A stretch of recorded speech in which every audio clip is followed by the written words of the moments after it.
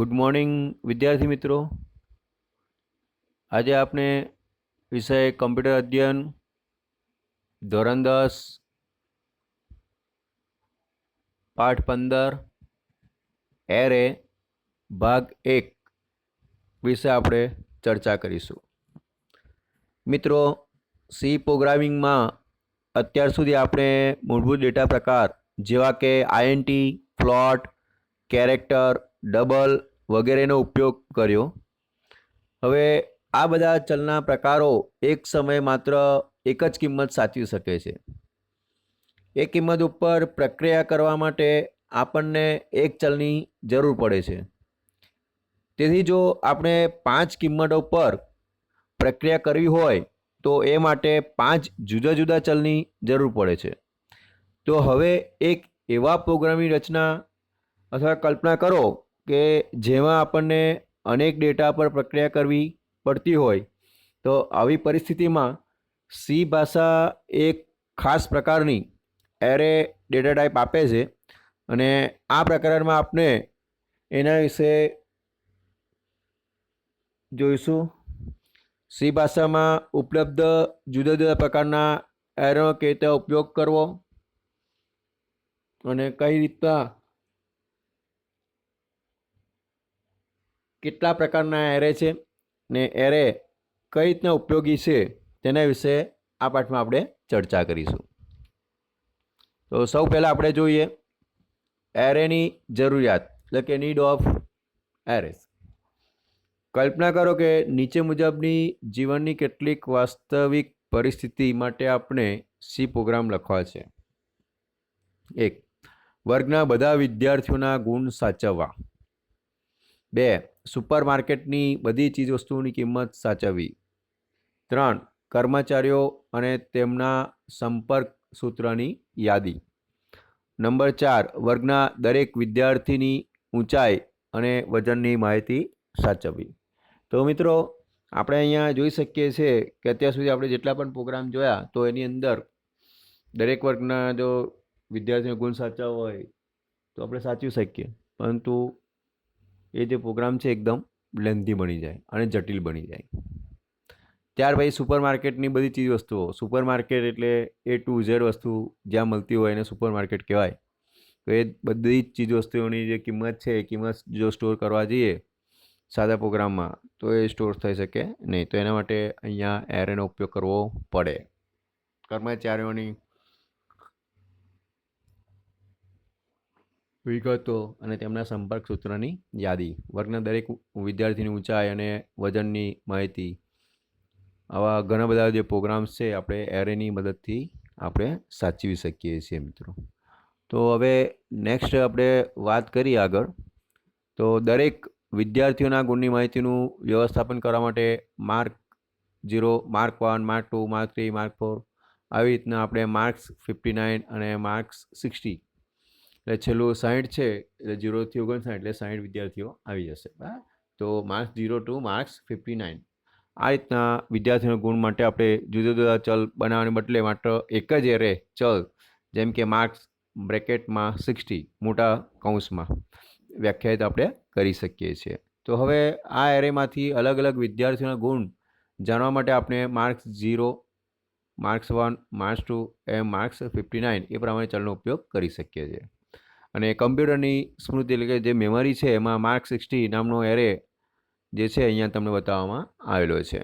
તો first element આપણો marks 0, કારણ કે એરે ઇન્ડેક્સિંગ હંમેશા 0 સ્ટાર્ટ થાય એટલે 0 થી 59 એટલે 60 થયા, એટલે 60 એટલે 60 વિદ્યાર્થીઓનો માર્ક આપણે આ રીતના મેળવી શકીએ છીએ।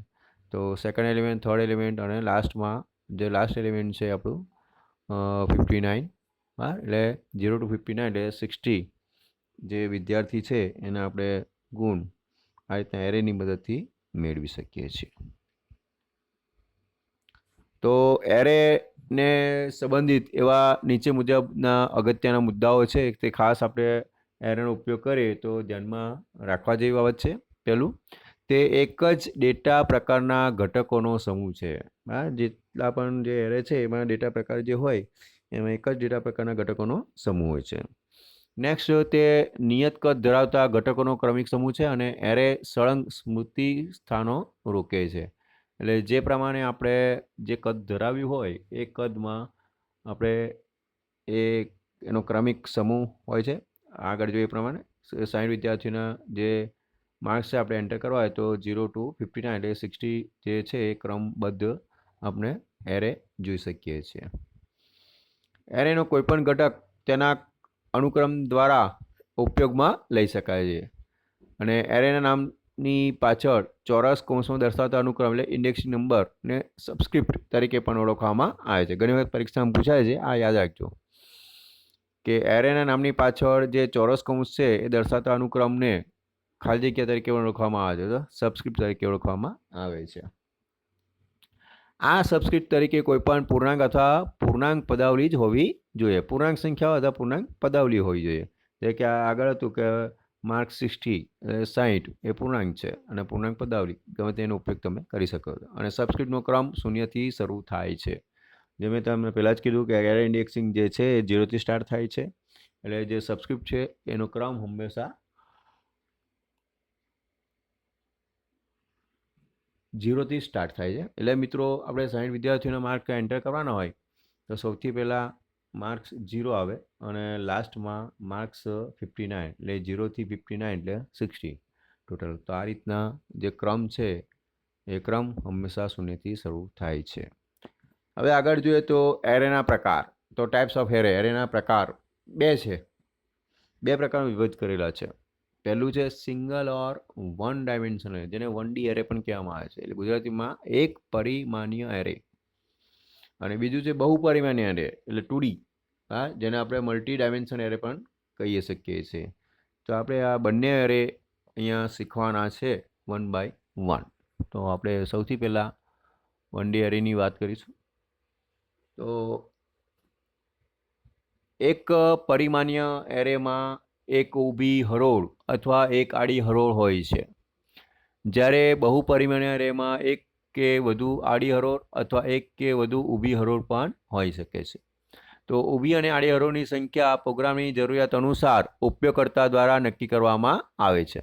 અને આપણે માત્ર સી ભાષા દ્વારા આપવામાં આવતા એક પરિમાણીય અને દ્વિપરિમાણીય એરેની ચર્ચા અહીંયા કરવાની છે.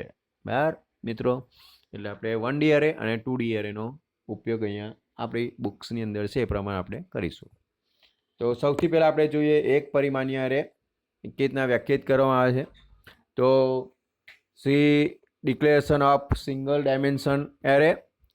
સી ભાષામાં એરેને વ્યાખ્યાયિત કરવા સ્મૃતિ ઘટકોમાં આપણે જે પ્રકારનો ડેટા સાચવવા માંગતા હોઈએ તે અને એરેમાં કેટલા ઘટકો રાખવા છે તેને ધ્યાને રાખી આપણે નીચે મુજબ એરે વ્યાખ્યાયિત કરી શકીએ છીએ. તો એમાં ડેટા ટાઈપ, ત્યાર પછી એરે નેમ અને મોટા કૌંસની અંદર સાઇઝ અને સેમિકોલન. તો આપણે સૌથી પહેલાં ડેટા ટાઈપ આપણે અત્યાર સુધી પ્રોગ્રામમાં જોઈ ગયા છે. ડેટા ટાઈપ કેટલા પ્રકારની છે, કઈ રીતના એનો ઉપયોગ થાય છે આપણે ફરી સમજીશું.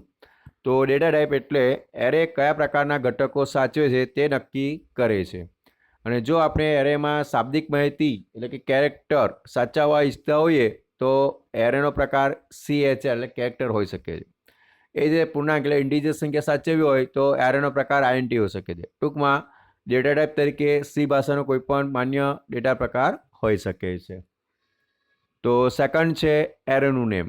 તો આ પ્રોગ્રામર દ્વારા એરેને આપવામાં આવતું નામ છે અને આ નામ તરીકે કોઈપણ અક્ષરોનો સમૂહ ચાલી શકે છે, પરંતુ એવી સલાહ આપવામાં આવે છે કે એરેને એક અર્થસભર નામ આપવું જોઈએ અને એરેનું નામ બને ત્યાં સુધી પ્રોગ્રામ દ્વારા એરેમાં શું સાચવવામાં આવે છે તેના સંદર્ભમાં હોવું જોઈએ. મિત્રો આગળ એક ઉદાહરણ આપણે ચર્ચા કરી એ પ્રમાણે 60 વિદ્યાર્થીઓના માર્ક આપણે એન્ટર કરવાના હોય એટલે કે સાચવવાના હોય તો આપણે લખીએ છીએ કે માર્ક્સ 0, માર્ક્સ 1, માર્ક્સ 2, માર્ક્સ 3. બરાબર? આ રીતના 60 વિદ્યાર્થીઓના જે માર્ક્સ છે આપણે સાચવી શકીએ છીએ. તો આ રીતના અહીંયા એરેનું નામ આપણે ડિફાઇન કરી શકીએ છીએ. એટલે કે બને ત્યાં સુધી પ્રોગ્રામ દ્વારા એરેમાં શું સાચવવામાં આવે છે તેના સંદર્ભમાં હોવું જોઈએ. અને છેલ્લા આપેલું છે સાઇઝ. તો સાઇઝ તરીકે આપવામાં આવતી કિંમત દ્વારા જ એરેમાં કેટલાક ઘટકો સાચવી શકાય છે.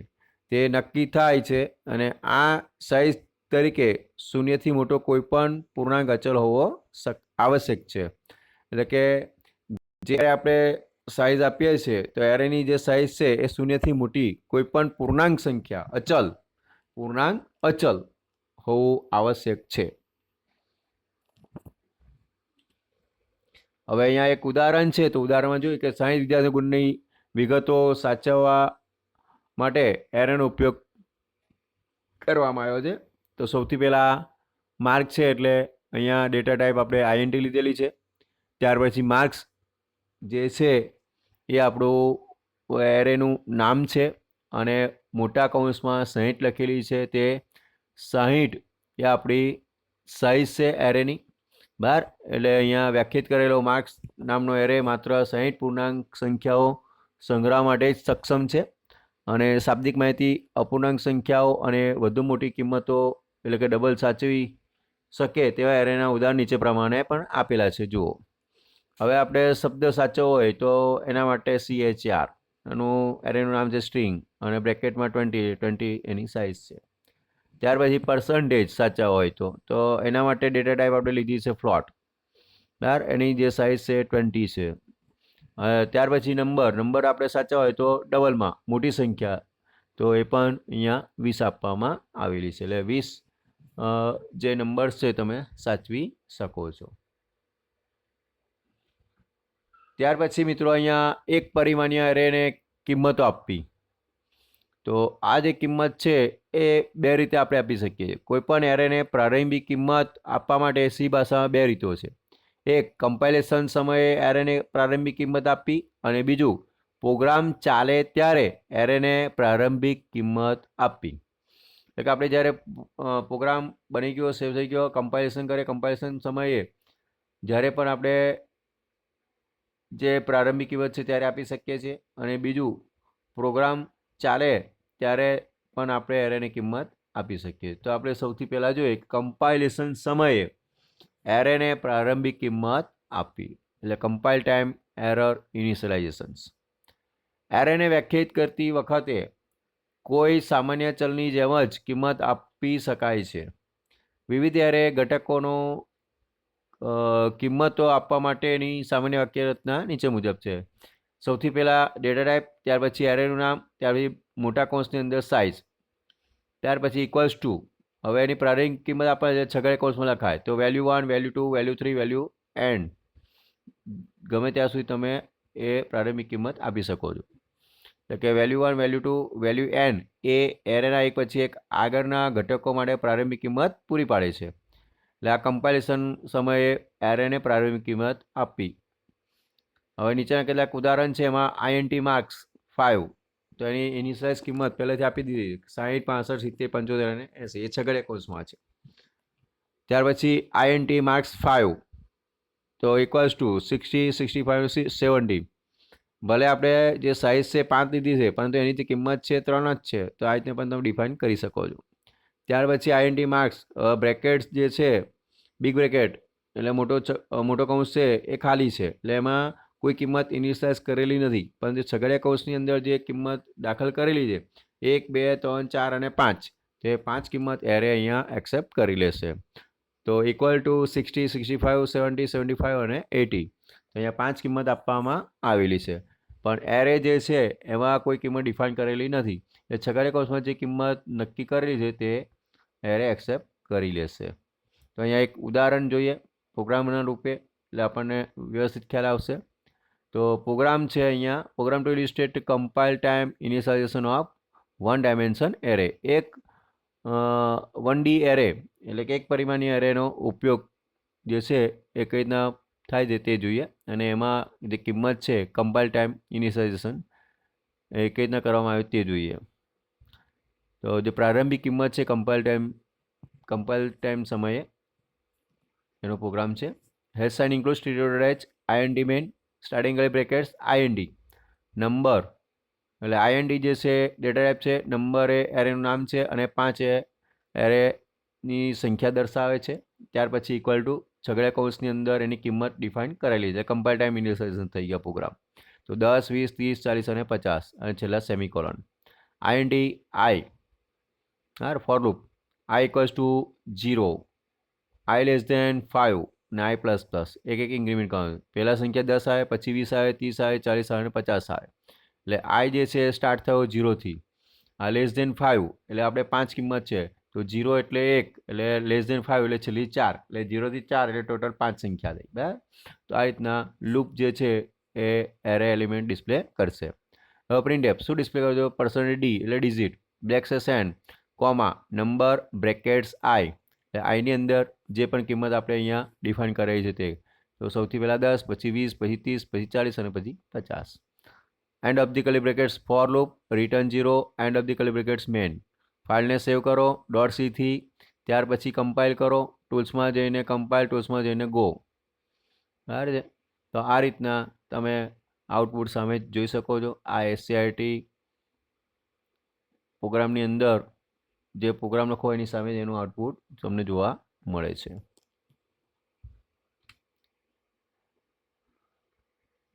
તો આપણે અહીંયા જોયું એક પરિમાણીય એરે એટલે કે જે એરે વ્યાખ્યાયિત કરેલું છે. એરેની અંદર એક પરિમાણીય એરેની કિંમત આપવી એ પણ કમ્પાઇલેશન સમયે. હવે બીજી રીત જોઈએ આપણે કે પ્રોગ્રામ ચાલે ત્યારે એટલે કે અમલ દરમિયાન એરેને પ્રારંભિક કિંમત આપવી. એ પ્રોગ્રામ જ્યારે આપણે રન કરીએ ત્યારે એની જે કિંમત છે એ કિંમત તમે અહીંયા આપી શકો છો. તો એ થયું અહીંયા રન ટાઈમ એરે. તો એના વિશે આપણે માહિતી મેળવીએ. અમલ દરમિયાન એરેને પ્રારંભિક કિંમત આપવી. જ્યારે આપણને પ્રોગ્રામનો અમલ કરતી વખતે ઉપયોગકર્તા પાસેથી કિંમતો મેળવવાની જરૂર પડતી હોય છે, તો આપણે અમલ દરમિયાન એરેની પ્રારંભિક કિંમત આપવાની પદ્ધતિનો ઉપયોગ કરી શકીએ છીએ. એરેમાં સંગ્રહિત કિંમતોને કેવી રીતે ઉપયોગ કરવો તે હવે આ પ્રોગ્રામમાં આપણે જોવાનું છે. તો જુઓ અહીંયા મિત્રો, પ્રોગ્રામ નંબર 2, પ્રોગ્રામ રજિસ્ટ્રેટ runtime array initializations and accessing value from one dimensional array. like 1D એરેનો ઉપયોગ કરીને જે પ્રોગ્રામ અમલ કરીએ તો અમલ દરમિયાન જે એરેની પ્રારંભિક કિંમત છે એ તમારે આપવાની છે. તો એના માટેના પ્રોગ્રામ છે. assign include state.h int main int marks brackets 5 I total equals to 0. for loop I equals to 0, I less than 5, I plus plus. એટલે loop to read marks of 5 student. 5 સ્ટુડન્ટના marks છે તમારે enter કરવાના છે. Okay. printf enter marks %d અહીંયા enter કરવાના છે એટલે અહીંયા પ્રારંભિક કિંમત અહીંયા આપવાની છે જ્યારે રન કરીશું ત્યારે. એટલે કોમા કરીને I scanf %d and %marks brackets I for loop ending. second for loop I equals to 0, I less than 5, I plus plus. loop to find total marks. Total marks આપણે જોઈએ છે એટલા માટે. તો starting brackets total equals to total plus marks brackets I and of the for loop. printf \n the average marks of student are %d \n અને total divided 5. જે વિદ્યાર્થી છે વિદ્યાર્થીનું જે માર્ક્સ છે એ માર્ક્સનું અહીંયા ટોટલ થશે. પહેલાં ટોટલ થયા પછી એનું એવરેજ થશે. તો એનો આ જે પ્રોગ્રામ છે તો printfમાં \n the average marks of student are %d \n total divided 5. એટલે 5 વિષયના જે માર્ક્સ છે આપણે અહીંયા નાખીશું. એટલે 5 સ્ટુડન્ટના જે માર્ક્સ છે આપણે એન્ટર કરીશું.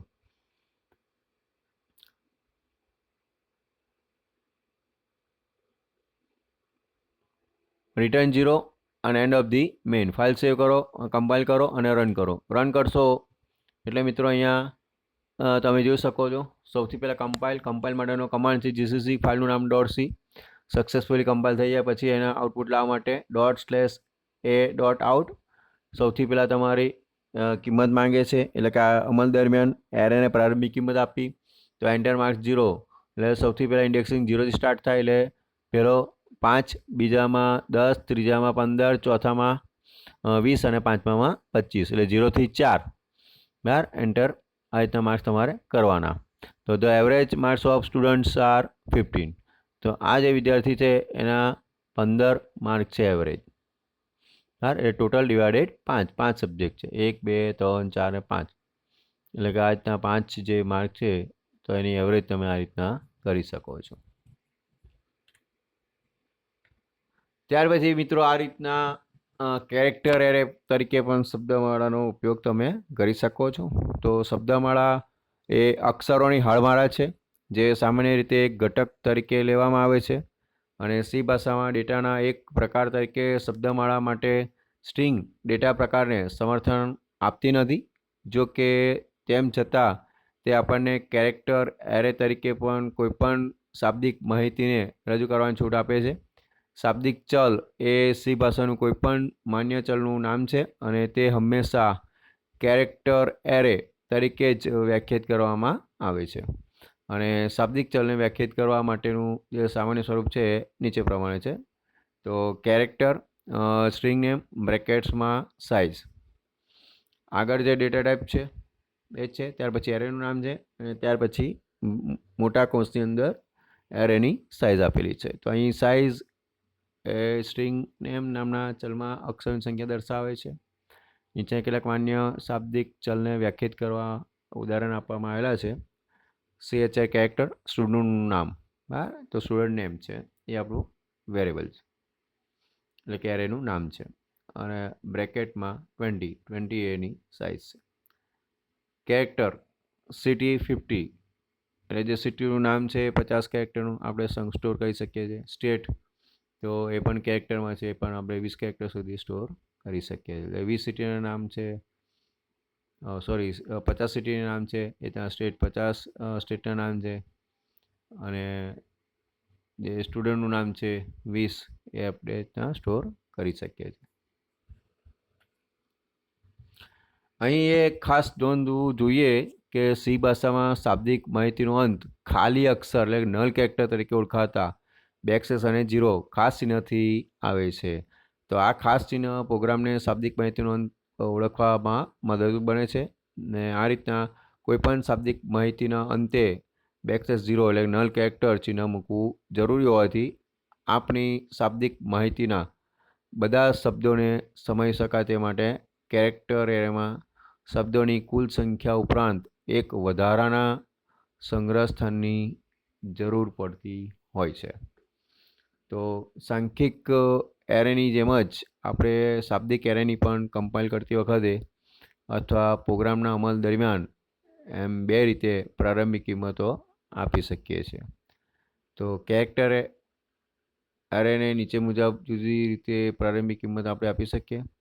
CHR કેરેક્ટર, સ્ટુડન્ટનું નામ, બ્રેકેટ 6 = PURVA. તો અહીંયા PURVA 1 2 3 4 અને 5, અને છેલ્લું બેકસ્લેશ 0 એટલે કે નલ કેરેક્ટર છે, એટલે આ રીતના 6 કેરેક્ટર સ્ટોર કરી શકાય છે. તો આ રીતના અલગ અલગ કેરેક્ટર પણ તમે સ્ટોર કરી શકો છો. કેરેક્ટર સ્ટુડન્ટ્સ નેમ બ્રેકેટ 6 = છગડા કૌંસમાં single unit comma P, U, R, V, A, અને છેલ્લા બેકસ્લેશ 0 એટલે કે નલ કેરેક્ટર જે સ્પેસ છે તે. બરાબર, તો આ રીતના જે કેરેક્ટર છે એ કેરેક્ટરને પણ એરેમાં તમે આ રીતના સ્ટોર કરી શકો છો. તો સ્ટુડન્ટ્સ નામના એરે કદ 6 ઘટકોનું રાખવા પાછળનું કારણ છે કે પૂર્વ શબ્દમાં 5 અક્ષરો હોવાથી તેના 5 અને છેલ્લે નલ કેરેક્ટર મૂકવા એક વધારાનો ઘટક, એમ કુલ મળીને 6 ઘટક તમે ઉમેરી શકો છો. જ્યારે તેના ઘટકોની યાદી રજૂ કરીને આપણે કેરેક્ટર એને પ્રારંભિક કિંમત આપીએ ત્યારે શાબ્દિક માહિતીના અંતે નલ કેરેક્ટર એટલે બેકસ્લેશ 0 દર્શાવવું જરૂરી છે. ને આપણે આ કદ દર્શાવ્યા વગર પણ નીચે મુજબ કેરેક્ટર એરે વ્યાખ્યાયિત કરી શકીએ છીએ. કેરેક્ટર અને સ્ટેટ, હવે આ સ્ટેટનું નામ છે તો ગુજરાત GUJARAT \0. તો આ કિસ્સામાં સ્ટેટ નામનો કેરેક્ટર એરે વ્યાખ્યાયિત થઈ જશે, અને તેને 8 પ્રારંભિક કિંમત આપી શકીએ છીએ. એટલે 7 કેરેક્ટર છે અને છેલ્લો 8મું નલ કેરેક્ટર, એટલે 7 + 1 એટલે 8. નીચેના વિધાનનો ઉપયોગ પણ આપણે કેરેક્ટર એરે કેવી રીતના થાય છે એના વિશે માહિતી મેળવીએ. તો પ્રિન્ટએફમાં બ્રેકેટ્સમાં the name of student is %s એટલે સ્ટ્રિંગ આપણે ઉપયોગ કરીએ છીએ. તો કોમા કરીને student name. Printf the name of state is %s આ સ્ટ્રિંગ છે એટલા માટે કોમા કરીને સ્ટેટ આપણું વેરિયેબલનું નામ છે, એરેનું નામ, વેરિયેબલ નામ જે કહો તે. તો પ્રિન્ટએફમાં the first character of your name is %c. First character છે એટલે અહીંયા %c લીધો છે. ઉપરનામાં આપણે સ્ટેટનું નામ છે, સ્ટુડન્ટનું નામ છે, તો એ સ્ટ્રિંગમાં આવશે એટલા માટે %s નો ઉપયોગ કરેલો છે. %c કોમા કરીને સ્ટુડન્ટ નેમ અને બ્રેકેટમાં 0 છે. તો આ રીતના મિત્રો કેરેક્ટર જે છે એને આપણે અહીંયા સ્ટોર એરેમાં પણ કરી શકીએ છીએ. તો આ સાથે જ મિત્રો આજે અહીંયા આ ટોપિક પૂરો થાય છે. તો આ 1D એરેનો ઉપયોગ આપણે જોયો. હવે પછીના સેશનની અંદર 2D એરે વિશે ચર્ચા કરીશું અને 2D એરેનો ઉપયોગ કઈ રીતના થાય છે એની વિગતવાર ચર્ચા નેક્સ્ટ પીરિયડમાં કરીશું. Thank you.